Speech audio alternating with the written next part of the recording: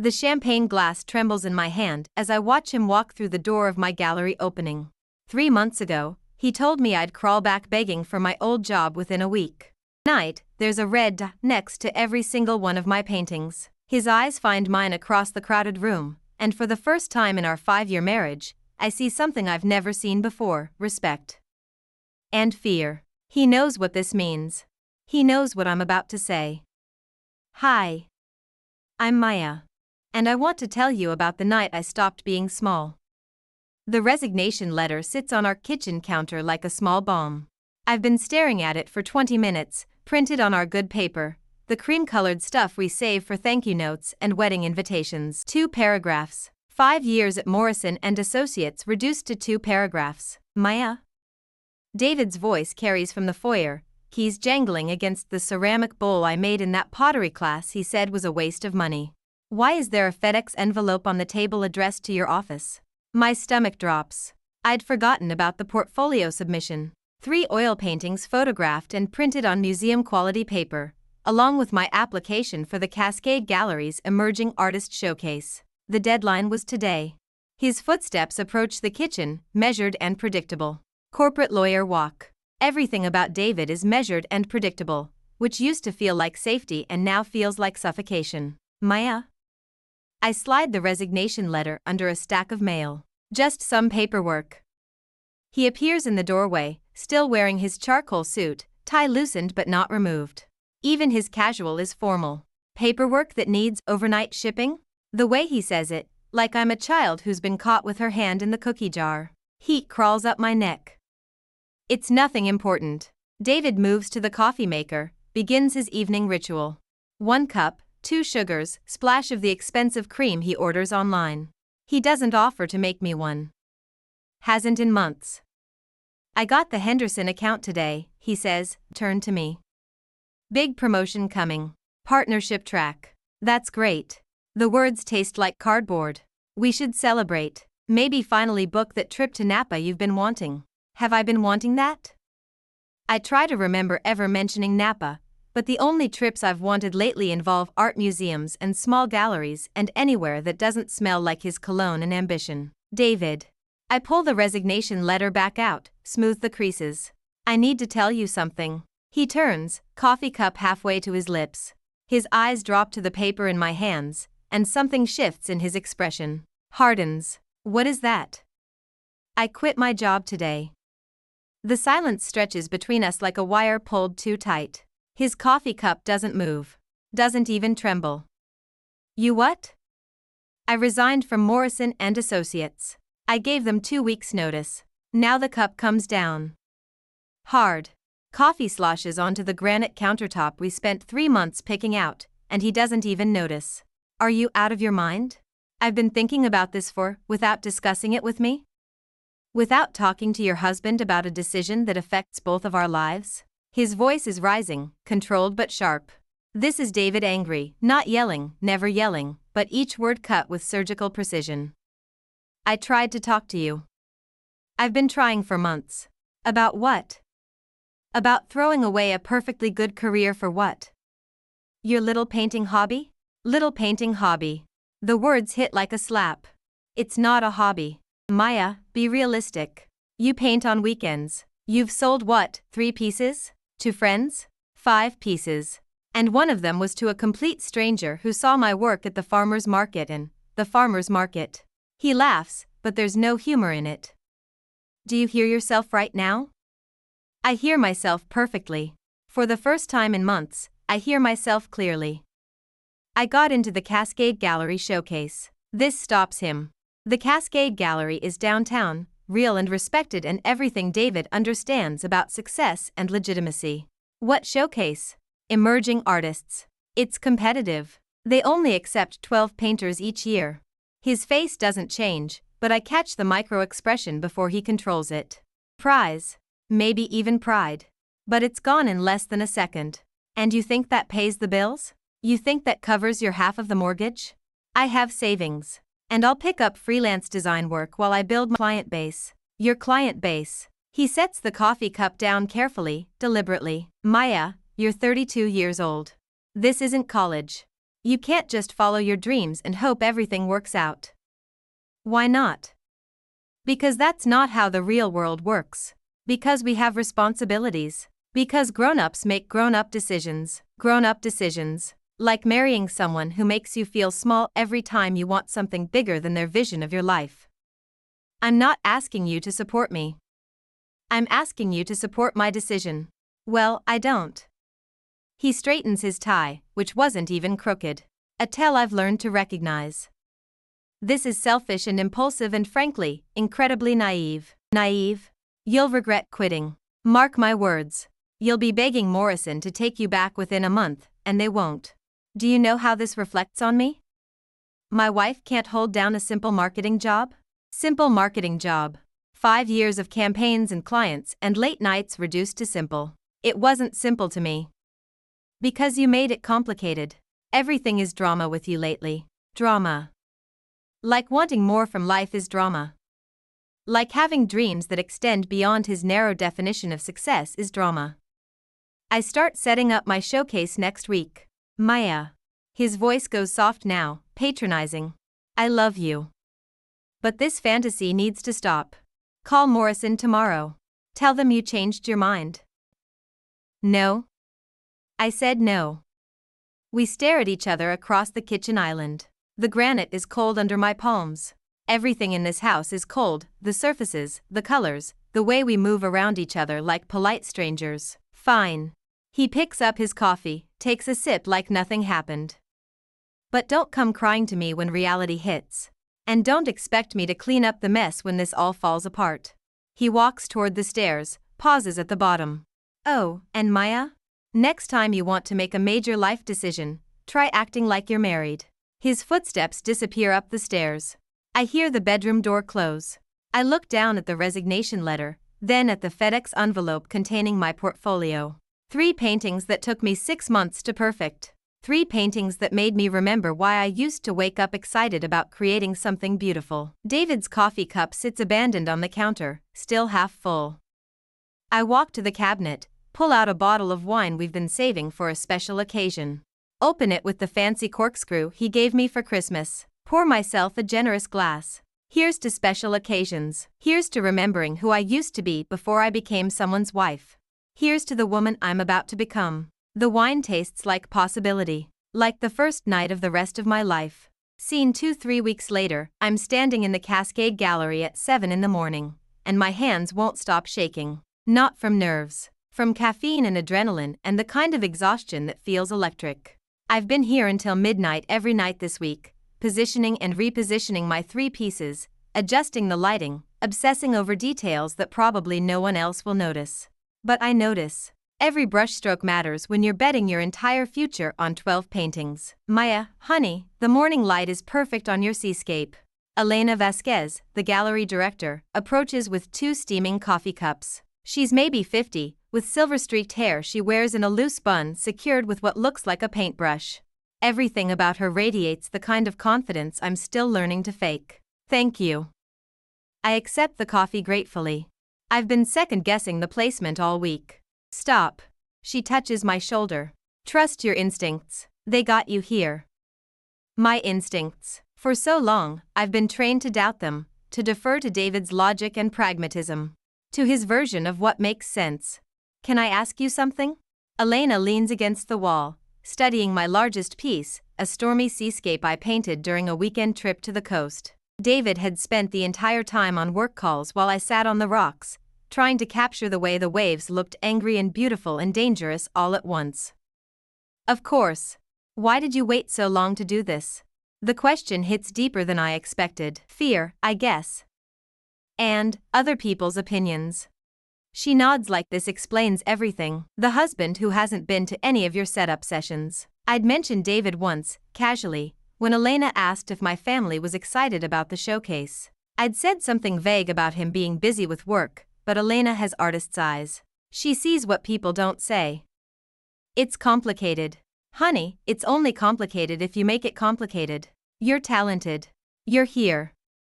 Everything else is noise. Noise. David's voice in my head, telling me I'm naive, that I'll regret this, that grown-ups don't follow dreams. All of it just noise. My phone buzzes. Text from David, working late again. Don't wait up. He's been working late every night since our kitchen confrontation.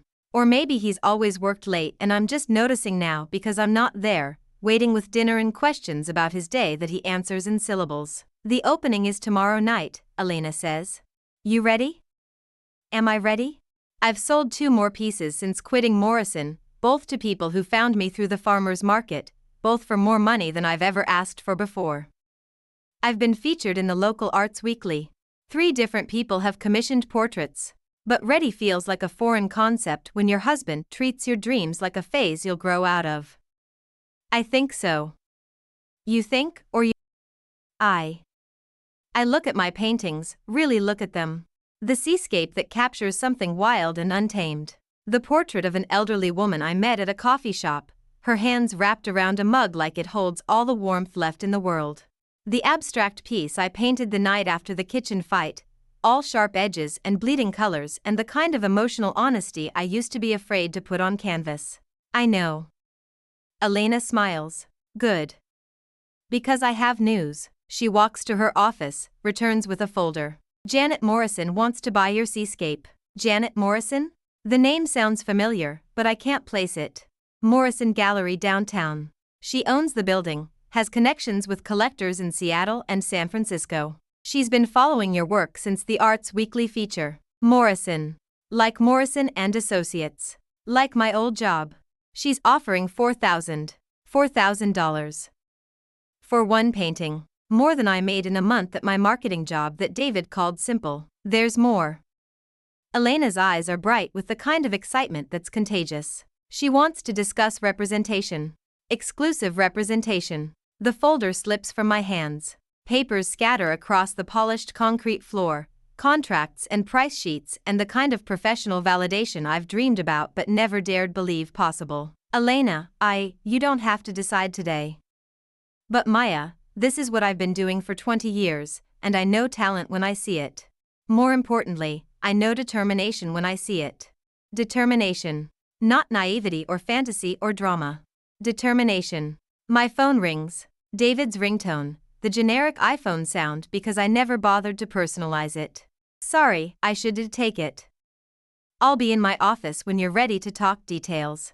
I answer on the 4th ring. Hey. Maya, we need to talk. Something in his tone makes my stomach clench. What's wrong? I got a call from Janet Morrison today. The gallery suddenly feels too small, too bright. That's all you have to say? My wife is apparently making business deals with people I know professionally, and you didn't think to mention it? I didn't know you knew her. I didn't even know she was interested until, this is exactly what I was afraid of. You're in over your head, making connections you don't understand, in a world you know nothing about. A world I know nothing about? The words come out sharper than I intended. Elena glances up from her office, concern flickering across her face. Maya, Janet Morrison, and I went to law school together. Do you understand how this looks? How it reflects on me professionally when my wife is playing artist instead of playing artist? You know what I mean. No, David. I really don't. Explain to me how my success reflects poorly on you. Silence. Long enough that I wonder if the call dropped. Your success. His voice is different now. Colder. Is that what we're calling this? $4,000 for one painting. Potential exclusive representation with a gallery that has connections in major cities. What would you call it? Another pause. When he speaks again, his voice is measured, careful. Lawyer voice. I'd call it beginner's luck. And I'd be very careful about getting ahead of yourself. Beginner's luck. The years I spent learning to see light and shadow, to mix colors that don't exist in nature, to translate emotion into something visual and tangible, all of it just luck. I have to go. Maya, wait. I'm trying to protect you here. People like Janet Morrison, they'll use you up and throw you away. You're not built for this kind of. I hang up. Elena appears beside me, hands full of the scattered papers. Everything. I really look at her. Silver hair catching the morning light, paint stains on her clothes she doesn't try to hide, eyes that see art as life and life as art. Then I think about David and his measured suits and measured words, measuring my dreams against his fear and finding them lacking. Elena, about that exclusive representation. She smiles like she's been waiting for this moment since the day she met me. Let's talk. Outside, the city is waking up. Coffee shops opening, people hurrying to jobs that may or may not feed their souls. Tomorrow night, this gallery will be full of strangers looking at my work, seeing pieces of me I've never shown anyone. And for the first time in years, I can't wait. The Cascade Gallery buzzes with the kind of energy that makes your skin electric. 2 hours into my opening night, and I've stopped counting the people. They move between my paintings like they're reading chapters of a story I finally learned how to tell. Maya, darling, you have to meet Richard. Elena appears at my elbow with a distinguished man in an expensive suit. Richard Chin, Maya Rodriguez. Richard collects emerging Pacific Northwest artists. Richard's handshake is firm, confident. Your seascape is extraordinary.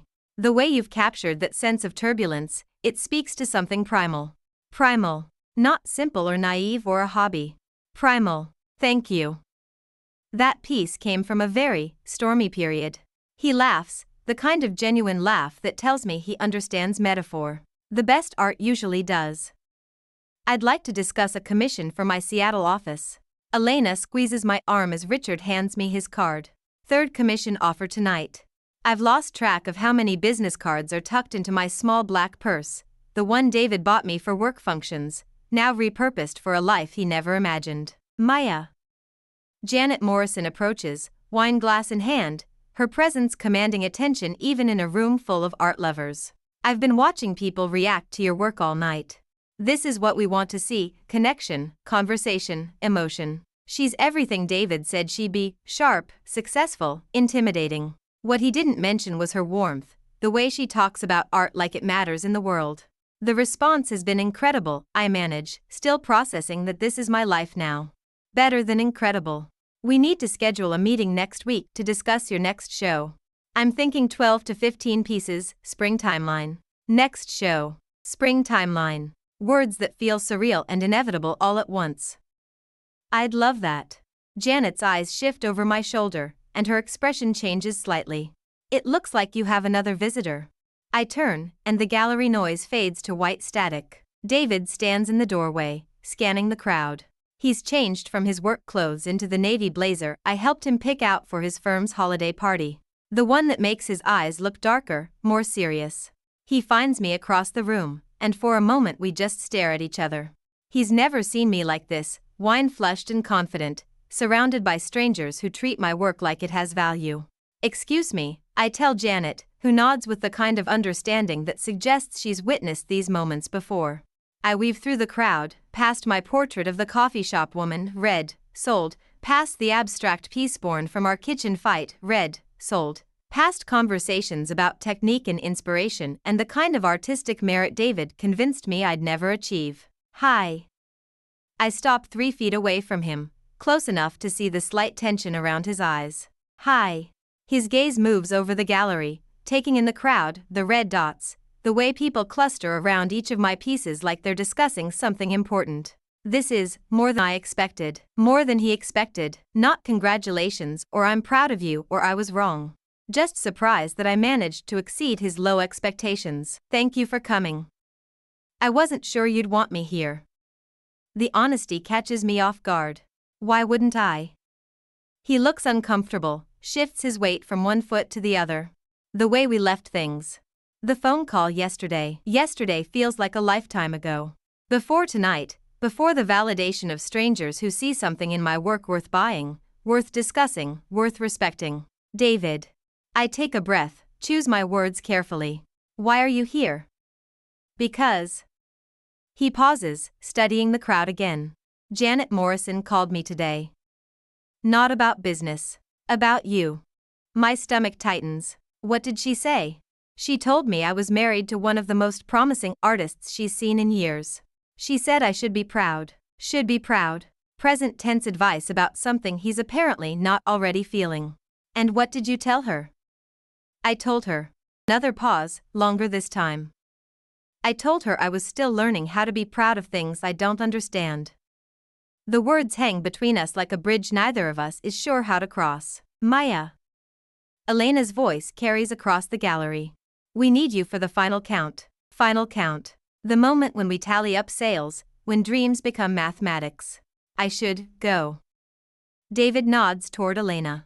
I'll wait. I make my way to Elena's office, past clusters of people still deep in conversation about my work.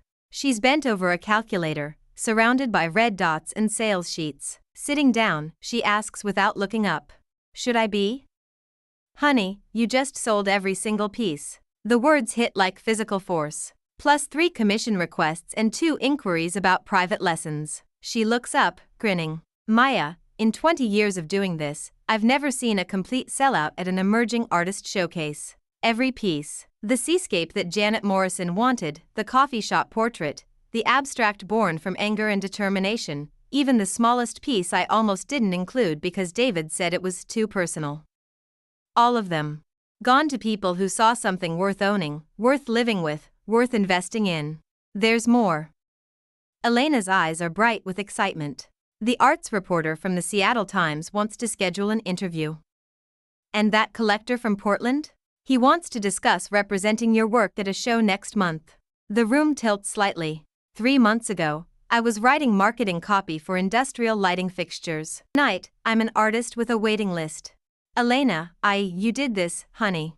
You took the leap, you did the work, and you trusted yourself when nobody else would. When nobody else would. The words sting because they're true.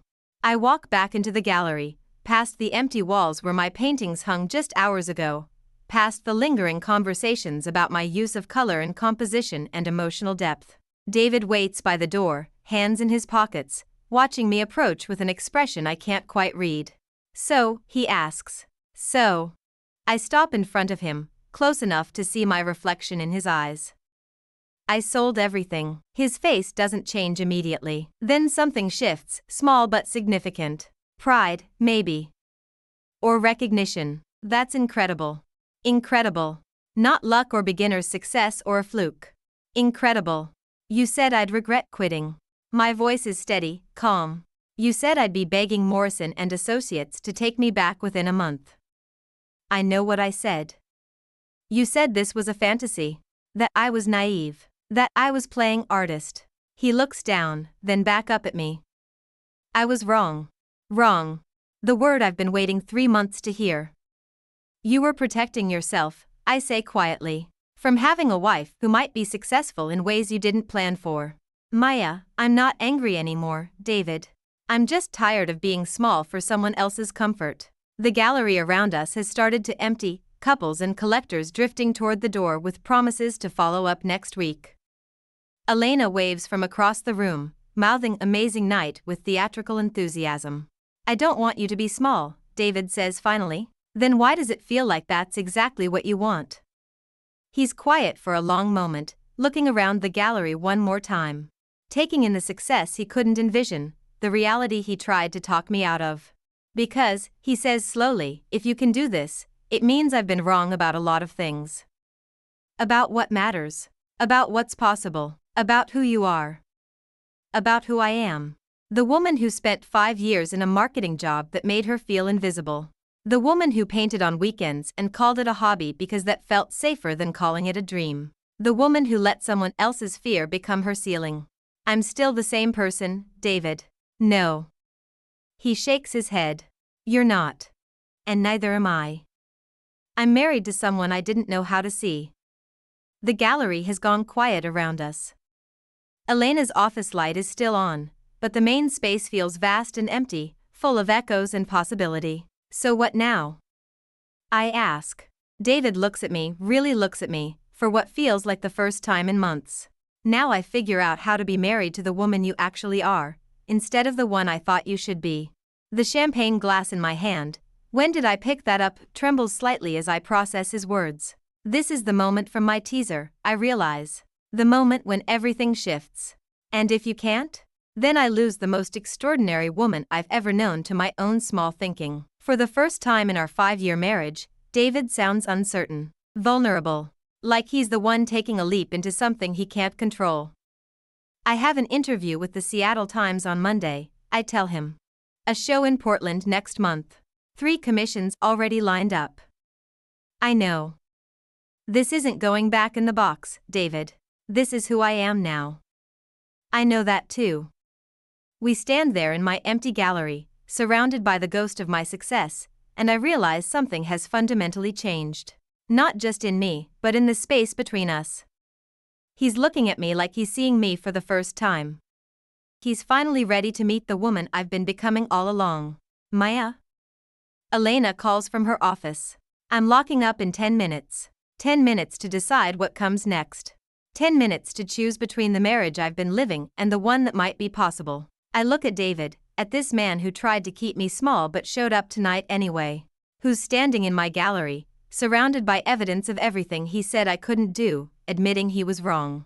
Come home with me, I say finally. And we'll figure out what marriage looks like when both people get to be themselves. He nods, relief visible in his shoulders. I'd like that. We walk toward the door together, past the spaces where my paintings hung, past the new life I've built one brushstroke at a time. Tomorrow, the real work begins, learning how to love someone who's stopped making herself smaller, learning how to be loved by someone who's finally ready to see you. But tonight, I am an artist with a sold-out show and a marriage that might just survive my success. Tonight, I am exactly who I was always meant to be.